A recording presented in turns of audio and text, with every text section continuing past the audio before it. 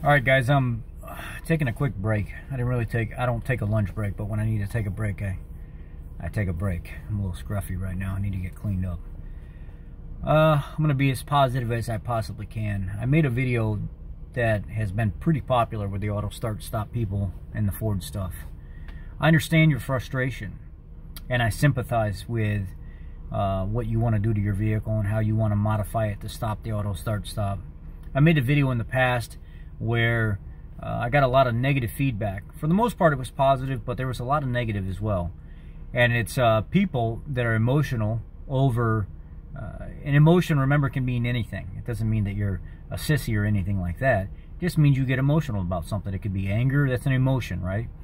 So I made a video talking about the complications in unplugging things that are part of the system, a communication network and things like that. And there was a tech in the past that made a video that talked about unplugging the lower connector for the auto start stop under the dash, and that that would be okay. Well, we have vehicles come in where they're unplugged and it causes comm issues where things are trying to communicate, right? Because it is a series of wires in that connector. Now, there was another gentleman that found the wire that was directly for the auto start stop, and he basically put two butt connectors on it, a female male, and cut the wire so they could be plugged in and unplugged, and it didn't cause any kind of communication errors. Now, the vehicle that I had in was a Raptor. The one-touch system wasn't working for the passenger door.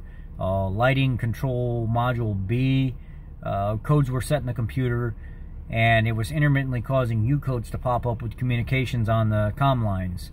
I made a video talking about the trouble with unplugging that connector and how it's not a great idea.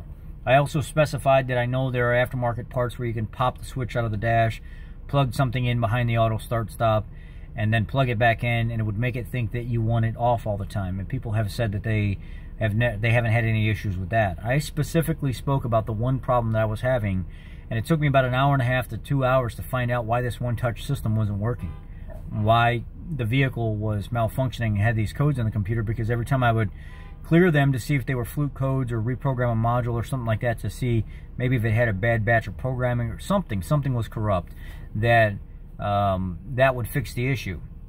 And it never fixed the issue. The codes would come back. So I start troubleshooting the one-touch system for the passenger door, and I start getting into under the dash, checking wires and stuff like that, and then I see the connector hanging out by the trailer brake module by the driver's feet.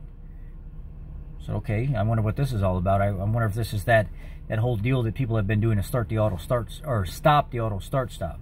So I plug it back in, hook my hook IDS back up, clear all the codes. One-touch system's working, everything's working, and I specified that when you do stuff like that, and it's not designed from the factory to be operated like that, that what would end up happening is the dealer could actually charge the customer for modifying the vehicle in that stance to get everything to operate correctly. Because the customer's concern was, why is my smart touch, my one touch, not working on my passenger door? Diagnose it.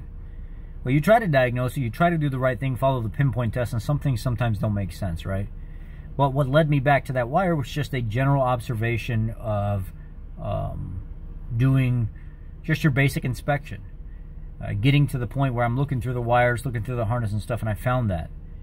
Now, the customer's concern was that the door handle smart system wasn't working. The one-touch system lock, unlock was not working.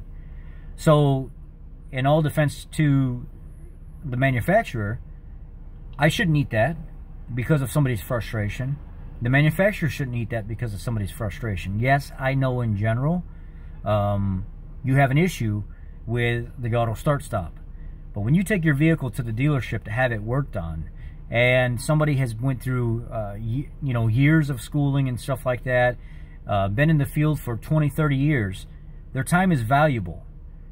When I go to write my story up at the end of the job and I say, oh, the customer unplugged the trailer brake connector to stop the auto start stop, and when everything was plugged back in, all the codes cleared and all the communication was able to be back online and operate correctly, what do you think Ford's going to say? Ford's not going to say, hey, we're going to pay you that hour and a half to 2 hours because of what the customer did. They're going to laugh and say, is this a joke? You want me to pay you, the technician at the dealership, because you didn't have enough in you to explain to the customer that that charge would be on them? Instead, I chose not to do that. I chose not to charge the customer. I chose to figure it out and get it paid for, right? And I made a video explaining that this could happen. This could take place where I charge the customer back the time that I had to put into the vehicle to get things operating correctly, and instead I did not do that. But in that video, a lot of hateful people popped up. Oh, you can't tell me what to do, it's my vehicle. Oh, then why don't you take it up with the manufacturer, you jerk, and you asshole, and all this other stuff. That is not my job. My job is to, when you bring the vehicle to me and you have a problem, fix the problem. And if it's under warranty, I operate under the guidelines of the warranty department. I cannot make things up on my own. I cannot choose to do what I want and charge the manufacturer when I want or how I want. I operate under them. They are the ones that employ me. I can't choose to do this because you're unhappy with the way a manufacturer does something. If you choose to be that angry and upset to where you leave negative comments on somebody that's trying to help you, enlighten you, educate you, give you what you want within reason, you have a problem. The problem would either be fix it, don't deal with it, modify it to a point where it doesn't affect the vehicle, so when you bring it to the dealer because of a concern that is warrantable, it's free and clear, not charged to you. Or don't buy the product again. But I have news for you. 99.9% of the vehicles that are on the road now will be or already have gone to auto start stop systems. I don't make these videos to aggravate people, and I don't make these videos to upset or piss people off. I make these videos to educate people and be honest with them. Now, if me being brash, honest, and upfront is not resonated, if it's not accepted by people that should be able to say, you know what, this dude's right, unfortunately that caused a concern that could be charged back to the customer, and we should have been open and honest when we dropped the vehicle off and said, look, this is what I've done, here's the vehicle, can you see if maybe that has caused it? Understand that I'm not here to hurt you, I'm not here to take your money and use you like that. If it's under warranty, I'd rather take a corporation's money than take you, the person that is the consumer that helps get me paid, that ends up being the direct relation to my paycheck at the end of the week. But if it's under warranty, I cannot operate under those guidelines.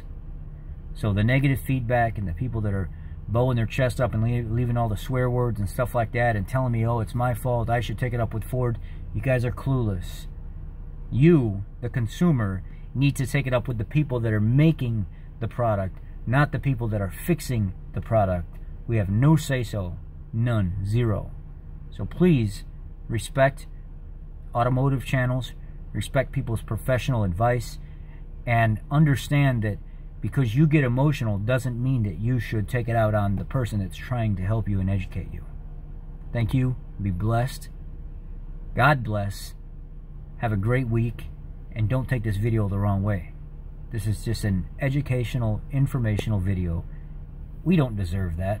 We don't get paid enough as it is, and we don't get taken care of enough by the manufacturer as it is.